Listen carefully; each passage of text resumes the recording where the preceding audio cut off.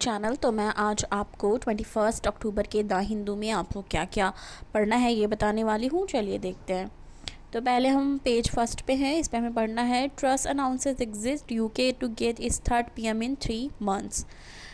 तो यूके के जो बता रहे हैं कि PM है वो 3 months में उनको यूके को मिल जाएंगे, मतलब 3 months में वहाँ का PM बन जाएगा। इसमें बात क्या चल रही है, I can not deliver the mandate on which I was elected. देखो ये कुछ कुछ ऐसे पॉइंट्स दिए, पर हम अंदर देखते हैं क्या बात कर रहे हैं। Britain is about to get its 3rd prime minister in 3 months। ठीक है, तो 3 महीने में जो ब्रिटेन है उसको अपने तीसरे थर्ड प्राइम मिनिस्टर मिलने वाले हैं 3 months में, with prime minister Liz Truss who face growing pressure from Conservative, ठीक है, MPs and announcing she will quit the post. और उन्होंने ये बोला कि वो पोस्ट को क्विट करेंगी। ठीक है, तो उसके लिए नए PM अब बनेंगे। Speaking from behind the लैक्टर्न outside number 10 Downing street wear only 45 days ago she had stood, having just been appointed prime minister by the late Queen Elizabeth II. Miss Truss announced her decision to a country that has been through a summer and early autumn देखो autumn season तक या फिर summer तक बोल रहे, summer और early autumn तक ये पॉलिटिकल जो क्यास और इकोनॉमिकल जो टर्मोइल है बोल रही हैं कि वो जो डिसीज़न है वो तब तक ले लिया जाएगा। तो ये एक पॉलिटिकल न्यूज़ है, फिर भी मैंने एक्सप्लेन कर दिया, कोई बात नहीं, आगे देखते हैं। बस ये जानना इस न्यूज़ से ज़रूरी है कि हाँ 3rd प्राइम मिनिस्टर मिलने वाले हैं 3 months में यूके को, यानी यूनाइटेड किंगडम को। दूसरा हम देखेंगे PM launches new mission to combat climate change. तो प्राइम मिनिस्टर जो हैं वो लॉन्च करने वाले हैं मिशन कॉम्बैट करने के लिए क्लाइमेट चेंज को, new mission. Prime minister Narendra Modi in presence of UN secretary general Antonio Guterres mission life. तो ये लॉन्च हो चुका है, ऑलरेडी लॉन्च हो चुका है मिशन लाइफ। हम इतनी बार डिस्कस इसके बारे में कर चुके हैं, फुल फॉर्म भी हम इसका शॉर्ट नोट भी बना चुके हैं। Life style for environment a new initiative, कल वाले न्यूज़ में आपको याद होगा तो हम इससे रिलेटेड पूरा डिस्कस कर चुके हैं। ठीक है, और यहाँ पे है a new initiative for sustainable healthy lifestyle at Gujarat Statue of Unity की बात यहाँ पे की जा रही है। तो मतलब ये हम ऑलरेडी डिस्कस कर चुके हैं। और जो मिस्टर ग्वेटर हैं उन्होंने अनवील किया लाइफ का logo and tagline and release mission document. ठीक है, मिशन का डॉक्यूमेंट जो था इवेंट पे, और यूनियन मिनिस्टर जो एक्सटर्नल अफेयर है Jaishankar and Gujarat chief minister Bhupendra Patel वहाँ पे मौजूद थे। द लॉन्च ऑफ मिशन, जो लॉन्च ऑफ मिशन था लाइफ का गुजरात में, वो इम्पॉर्टेंट है। क्यों? As it was the first state to initiate major. ये फर्स्ट स्टेट है जहाँ पे ऐसा मेजर लिया गया direction of renewable energy and climate protection के लिए। तो हमें 2-3 चीज़ें देखो, पहले तो हम फुल फॉर्म ऑलरेडी जान चुके हैं क्या इनिशिएटिव है, इसके बारे में भी कल शॉर्ट नोट में मेंशन हो चुका है। और ये भी आपको जानना ज़रूरी है कि गुजरात में हुआ है, क्या पता पूछ ले प्लेस के बारे में, तो आपको ये पता होना चाहिए।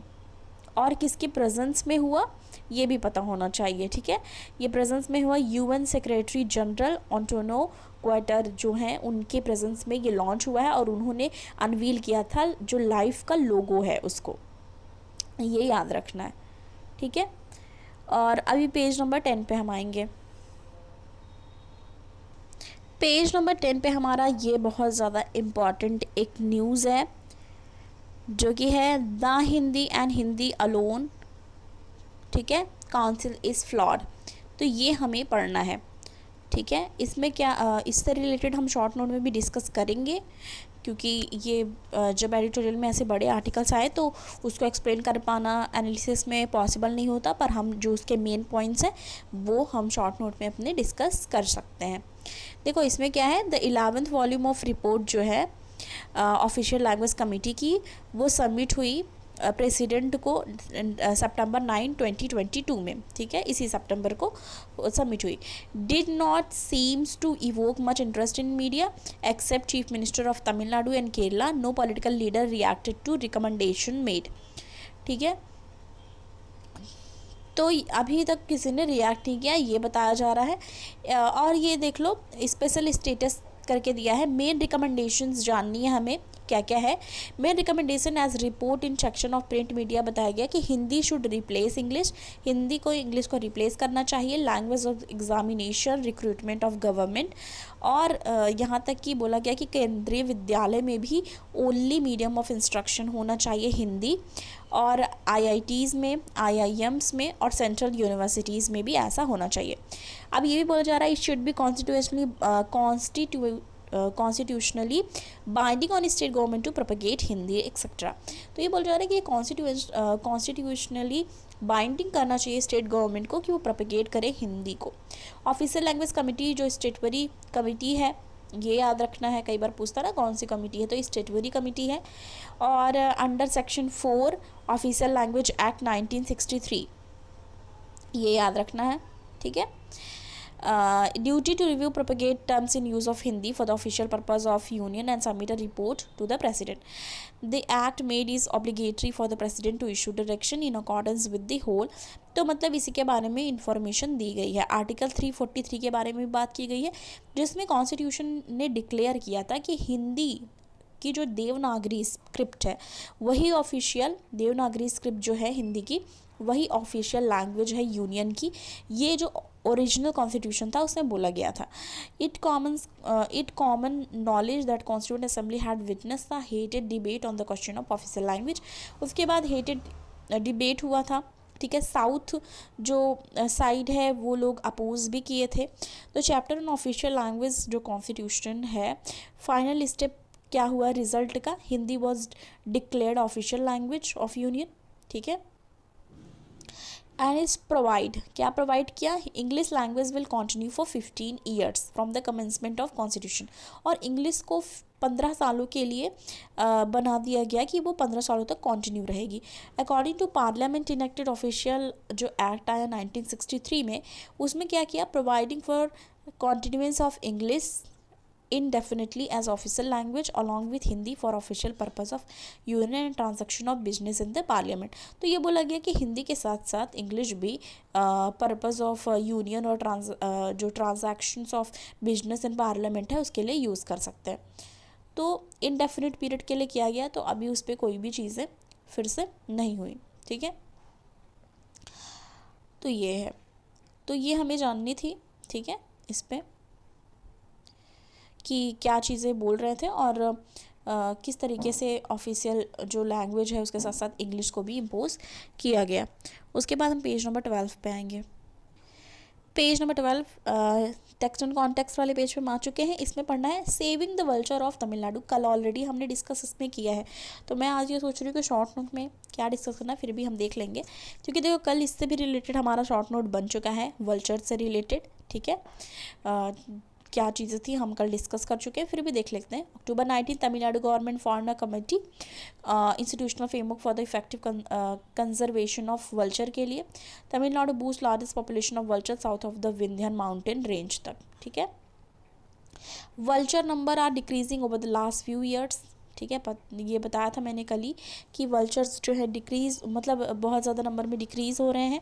With expert attributing the cause less availability पे as well as erratic weather की वजह से, इरेटिक वेदर्स हैं और इस सब कंडीशन की वजह से भी। एक्सपर्ट ने ऑल्सो अग्री किया है use of some non steroidal anti जो इन्फ्लेमेटरी ड्रग्स हैं उसकी वजह से भी हो रहा है, ठीक है। और इसमें है कि crash in vulture population across the India, जिससे कि वल्चर पॉपुलेशन कम हुई है। स्टेट गवर्नमेंट है जो उसने बैन किया है यूज़ ऑफ डाइकोफेनाक, ठीक है। डाइकोफेनाक के यूज़ के लिए मना किया है, ठीक है। जो कि कैटल को, जो कैटल है उनको ट्रीट करने के लिए डाइकोफेनाक की यूज़ होता था, उसके लिए मना किया है। रिस्ट्रिक्ट किया है, स्ट्रिक्ट रिस्ट्रिक्शन लगाया है सेल ऑफ NSAIDs नीलगिरी और इरोड एंड कोयम्बटूर डिस्ट्रिक्ट में, ठीक है। तो ये भी याद रखनी है। ठीक है, तो ये हमारा था। आगे देखते हैं। इसके बाद हमें ये पढ़ना है centre launches programme to strengthen Kashi, ठीक है, काशी तमिलनाडु बॉन्ड। अब देखो इसमें क्या बात हो रही है। Programme will be held as part of Ek Bharat श्रेष्ठ भारत। ये जो प्रोग्राम है वो किसके अंदर में है, एक भारत श्रेष्ठ भारत इनिशिएटिव, और इसमें एम है, ठीक है, जो भी सिविलाइजेशन लिंक है between two places. Dharmendra Pradhan जी कह रहे हैं। देखो, amid continuous debate over imposition of Hindi across country, ठीक है, हिंदी अक्रॉस कंट्री की बात की जा रही है, डिबेट चल रहा है इम्पोज करने के लिए। The union government on Thursday announce monthly programme to strengthen and rekindle, ठीक है, culture and civilisation bond between Tamil Nadu and Varanasi, named Kashi Tamil Sangam. बात कर रहे हैं काशी तमिल संगम की। The programme would be held from November 16 to December 16। तो ये जो प्रोग्राम है वो नवंबर 16 टू दिसंबर 16 तक चलेगा। Period will cover Tamil Nadu month of Kartikeya during which all Tamil household go pray to lord Shiva. तो देखो, कार्तिकेय जी, ठीक है, सन है, पुत्र है उनके शिव जी के। तो यहाँ पे बात हो रही है the period will cover Tamil Nadu month of Kartikeya, ठीक है, वो लोग कार्तिकेय की पूजा करते हैं। During which all Tamil Nadu household to pray lord Shiva, उस दौरान शिव जी की भी पूजा करते हैं। This programme would be a part of, किसका पार्ट रहेगा, एक भारत एंड श्रेष्ठ भारत, एक भारत श्रेष्ठ भारत का ये इनिशिएटिव रहेगा, ठीक है। सिविलाइजेशन लिंक जो है इस्टेब्लिश करना न्यू काशी और तमिलनाडु के बीच में। Both deep centred of the knowledge, दोनों ही डीप सेंटर ऑफ नॉलेज हैं। Union education minister Dharmendra Pradhan ji ये कह रहे हैं, he added that building a heritage bridge, एक हेरिटेज ब्रिज बनाना new generation was a key feature of national education policy, ठीक है। और इसके साथ साथ बोल रहे हैं as a part of the programme 2500 peoples divided into 12 groups would be travelling to Varanasi by train, जिससे वाराणसी जाएंगे by train during this period. Journey point जो होगा तमिलनाडु वुड बी चेन्नई, क्या क्या होगा, चेन्नई, रामेश्वरम एंड कोयम्बटूर होगा। ग्रुप जो होंगे वुड इंक्लूड, उसमें स्टूडेंट्स होंगे, टीचर्स होंगे, आर्टिसंस होंगे, पीपल होंगे जो कि वेरियस जो वॉक ऑफ लाइफ से रिलेटेड है वो होंगे। और ये जो होगा ये 8 डे टूर पैकेज होगा, ये 8 डे टूर पैकेज होगा, 8 डे टूर पैकेज होगा। Minister said launching the online registration for tour, Mr. Pradhan said tour would include seminar, lecture, group meeting and visit to Kashi Vishwanath temple and center of important Tamil culture heritage in Varanasi। तो Kashi Vishwanath temple और जो भी centres हैं important Tamil culture heritage का वाराणसी में, वहाँ पे भी वो जाएंगे। The centre decision come and time the Tamil Nadu government has move a resolution, Tamil Nadu government ने एक रिजोल्यूशन मूव किया, Hindi imposition in state assembly. अब इसमें बात क्या की जा रही है, चीफ मिनिस्टर M.K. स्टालिन ने earlier return to prime minister को लिए लिखा कि continuous effort to promote Hindi in the name of nation, continuous effort है प्रमोट करना हिंदी को name of nation. Denying any link between Hindi debate and the launch of this programme, उन्होंने deny किया कि कोई लिंक है इसके बीच में हिंदी डिबेट के और इस मिशन को लॉन्च करने के। This is not a reactionary programme, बोल रहे हैं ऐसा कोई रिएक्शनरी प्रोग्राम नहीं है। We had been trying to launch this for past 6 month, बोल रहे हैं हम ऐसा पास्ट 6 मंथ से सोच रहे हैं। The prime minister has earlier said all language are national language and no language will be imposed on the other. वो बोल रहे हैं कि जितनी भी लैंग्वेज हैं, ऑल लैंग्वेज नेशनल लैंग्वेज है और कोई भी लैंग्वेज जो है वो किसी will be impose on the, कोई लैंग्वेज इम्पोज नहीं की जाएगी किसी पे। होम मिनिस्टर ने कहा Hindi speaking area should be link language, other local language should be link language. देखो, तो पहले भी बात की गई थी नेशनल पॉलिसी, जो नेशनल एजुकेशन पॉलिसी भी आई थी, कि रीजनल लैंग्वेज तो होगा ही, साथ में साथ ऑफिशियल लैंग्वेज हिंदी को किया जाएगा। This is our policy, all regional language are national language, the minister added, कि बोला और रीजनल लैंग्वेज जो है वो नेशनल लैंग्वेज है। Knowledge partners for the programme would IIT Madras, knowledge partner होंगे IIT Madras and Banaras Hindu University, while Uttar Pradesh government would be host state, और Uttar Pradesh government जो है वो होस्ट स्टेट होगी। तो इतनी इन्फॉर्मेशन इस न्यूज़ में हमें मिली है।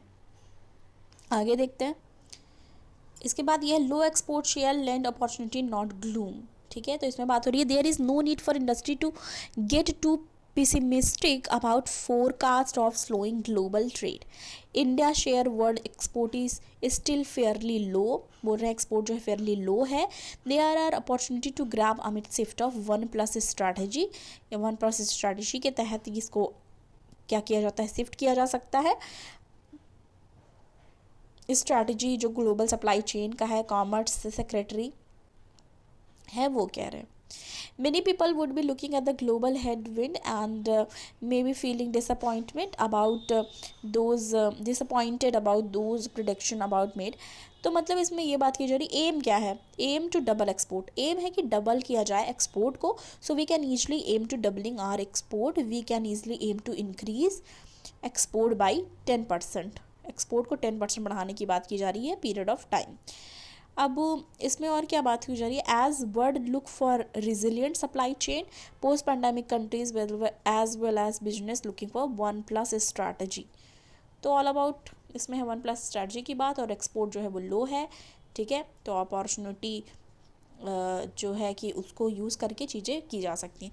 तो ये था आज का द हिंदू का एनालिसिस। पसंद आए वीडियो को लाइक कीजिए, ज़्यादा से ज़्यादा शेयर कीजिए, चैनल पर नए हैं सब्सक्राइब करना ना भूलें। मिलते हैं नेक्स्ट वीडियो के साथ। Thanks for watching.